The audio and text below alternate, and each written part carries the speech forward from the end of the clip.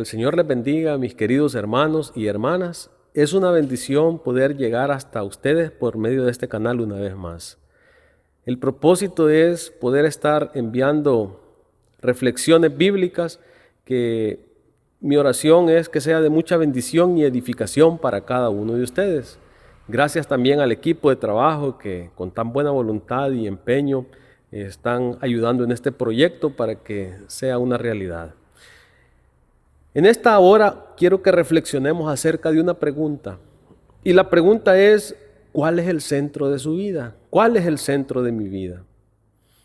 El Señor Jesús, cuando está compartiendo el Sermón del Monte, al finalizar el sermón, Él les hace una pregunta a las personas que estaban cerca de Él, escuchando el sermón. Claro, dentro de ellos estaban sus discípulos también. Y Él les dice lo siguiente: ¿por qué me llaman ustedes Señor, Señor, y no hacen lo que les digo?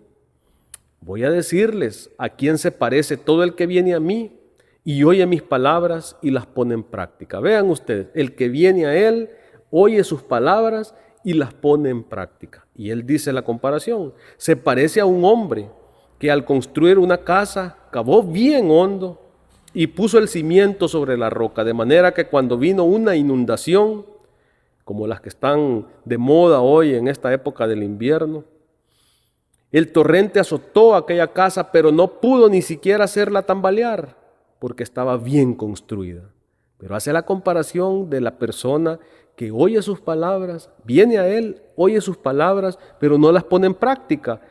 Y Él dice que se parece a un hombre que construyó una casa sobre la tierra sin cimientos. Y tan pronto como azotó el torrente, la casa se derrumbó y el desastre fue terrible.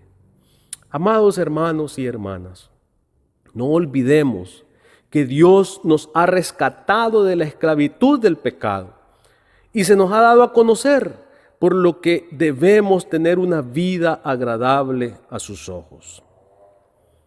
Quiero que veamos tres aspectos en esta hora. El primero de ellos es que Dios rescata a las personas por su gracia.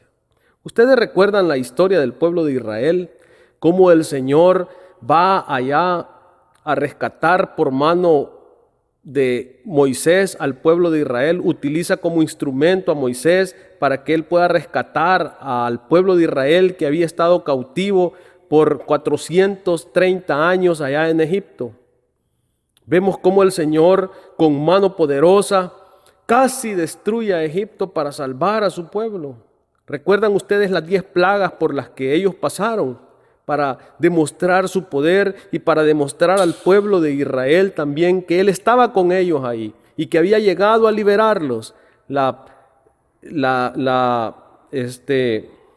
Esa plaga de sangre que llegó, la plaga de ranas, esos piojos también, esa plaga de piojos, esa plaga de moscas, las langostas que llegaron, el granizo, recuerdan, primero cayó el granizo y destruyó todas las cosechas de Egipto, y después de que cuando quizás los cultivos comenzaban una vez más a reverdecer, viene la plaga de langostas para terminar con todo. Luego la plaga de la oscuridad y la última, la muerte de los primogénitos. A tal grado que Faraón expulsa al pueblo de Israel porque no quería más que ellos estuvieran ahí, debido a que si el país estaba en ruinas y la causa de la ruina es por la negligencia del corazón de Faraón, entonces él los expulsa, los saca del país.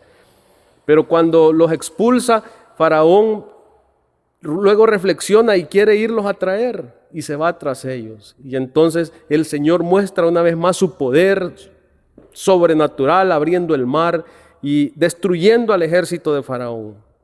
Estando al otro lado, este pueblo que ha sido salvado también el Señor lo alimenta con maná y le da agua, su ropa no se envejece. Vean ustedes lo que Dios hace en la historia de la salvación de Israel.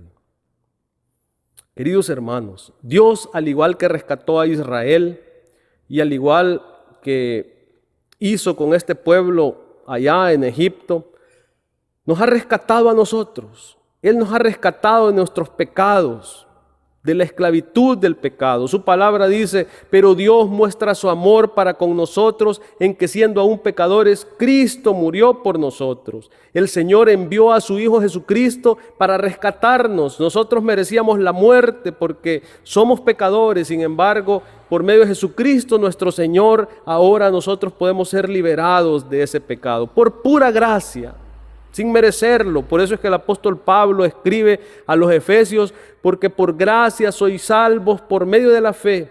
Y esto no procede de ustedes, pues es un regalo de Dios, no por obras, para que nadie se gloríe. Bendito Dios por su bondad. Algo que no debemos de perder de vista también es que cuando el Señor se revela o cuando el Señor rescata a su pueblo, se revela, se da a conocer al pueblo, y es lo que hace con el pueblo de Israel. Dios se da a conocer a las personas por quienes quiere tener comunión con ellas. El Señor quiere tener comunión con las personas que ha rescatado. Observemos la revelación que el Señor le da al pueblo de Israel después de haber sido rescatados. Vean ustedes, después de que ellos ven esos prodigios, esas maravillas que el Señor hace con ellos allá en Egipto, el Señor les dice lo siguiente. Y ellos no tenían que durar para nada porque habían visto al Señor Todopoderoso obrar prodigios, obrar milagros. Y Él les dice en Génesis 1:1, Dios en el principio creó los cielos y la tierra. Vean, después de que ellos habían visto cómo Egipto casi es destruido y cómo Él abre el mar para que ellos pasen en seco, ahora Él les dice, en el principio creó Dios los cielos y la tierra. Yo soy el Dios creador de todas las cosas, les está diciendo el Señor. La tierra era un caos total, las tinieblas cubrían el abismo y el Espíritu de Dios iba y venía sobre la superficie de las aguas. Y dijo Dios que exista la luz, y la luz llegó a existir. Vean ustedes cómo la poderosa palabra de Dios es capaz de dar orden al desorden. Es impresionante lo que ha pasado aquí en la creación. Y el versículo 4 dice, Dios consideró que la luz era buena y la separó de las tinieblas. Y la luz llamó día y a las tinieblas llamó noche, y llegó a ser la mañana el primer día. Vean la revelación que Dios le da a su pueblo Israel después de haberlo rescatado de la esclavitud de Egipto. Dios se da a conocer a las personas porque quiere tener comunión con ellas. Para tener comunión con una persona realmente es necesario que exista comunicación. Necesitamos hablar, necesitamos escuchar a la persona. Si solo hablamos y no escuchamos, jamás llegaremos a saber cuál es el punto de vista de la otra persona. ¿Cómo llegamos a saber los gustos y las aficiones de nuestros amigos? Pues relacionándolos con ellos, caminando juntos, conversando, pasando juntos tiempo. Queridos hermanos y hermanas, Dios nos ha rescatado porque quiere tener comunión con nosotros. Para eso debemos aprender a caminar con Él. Él nos ha dejado su palabra para que podamos nosotros llegar a esta palabra y que podamos nosotros entender cuál es su voluntad, para que aprendamos a caminar con Él. Pero también nos ha dejado el recurso maravilloso de la oración para que podamos llegar al trono de la gracia y depositar todas nuestras angustias, nuestros anhelos, nuestras aflicciones, y Él está ahí para tener comunión con nosotros y darnos el oportuno socorro. Finalmente, el anhelo de Dios es que quienes han sido rescatados vivan para Él. El Señor quería que Israel, después de ser rescatado de la esclavitud y después de que les dio a conocer su voluntad en su palabra, en su ley allá en el Sinaí, Él quería también que vivieran para Él. Y vean lo que les dice en Deuteronomio. Y ahora, Israel, ¿qué pide el Señor tu Dios? Simplemente que le temas y andes en todos sus caminos, que lo ames y le sirvas con todo tu corazón y con toda tu alma, y que cumplas los mandamientos y los preceptos que hoy te mando cumplir para que te vaya bien. Vean qué impresionante lo que el Señor quiere. El Señor quiere que vivamos para Él. Queridos hermanos, por el sacrificio vivo y santo de nuestro Señor Jesucristo, Él nos ha comprado con su preciosa sangre. Él, sin embargo, es todo un caballero. no nos impone su voluntad, sino que su anhelo es que voluntariamente decidamos servirle, que caminemos en su voluntad por amor a Él, no por obligación. Siempre entonces tengamos presente que Dios nos ha rescatado de la esclavitud del pecado y se nos ha dado a conocer, por lo que debemos tener una vida agradable a sus ojos. Me gustaría cerrar esta pequeña reflexión con la carta que Juan escribe a la iglesia de la Odisea. Y vean lo que dice en Apocalipsis capítulo 3 del 14 en adelante. Escribe al ángel de la iglesia la Odisea.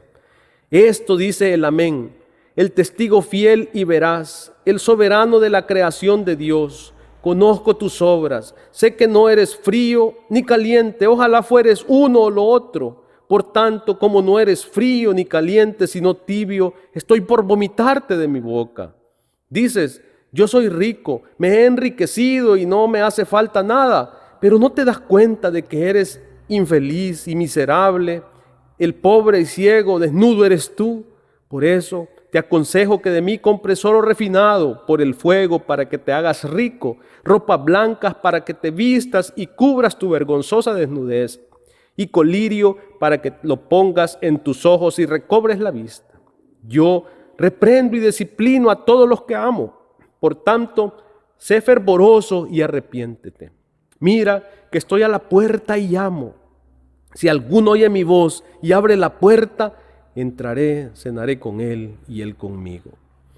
La condición de esta iglesia es muy triste, ya que el Señor les había rescatado. Él quería entrar en comunión con ellos. Sin embargo, la iglesia de la Odisea habían sacado a Jesucristo, lo habían sacado de su vida. Vean qué triste situación la de esta iglesia. Realmente, este es un buen momento para hacer un autoanálisis y pensar por un momento, ¿es realmente Jesús el centro de mi vida o lo he sacado?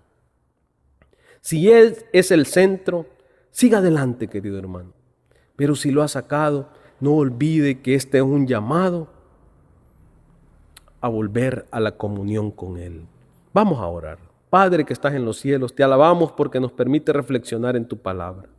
Gracias porque nos permites ver que tú nos has rescatado del pecado, que te has manifestado a nosotros dándonos a conocer tu voluntad y que quieres que vivamos para ti. Ayúdanos, Señor, para poder ser fieles a ti y vivir siempre bajo tu bendita voluntad. Bendice a tu iglesia, por favor. En el nombre de Jesús hemos orado. Amén. Que el Señor les bendiga, queridos hermanos.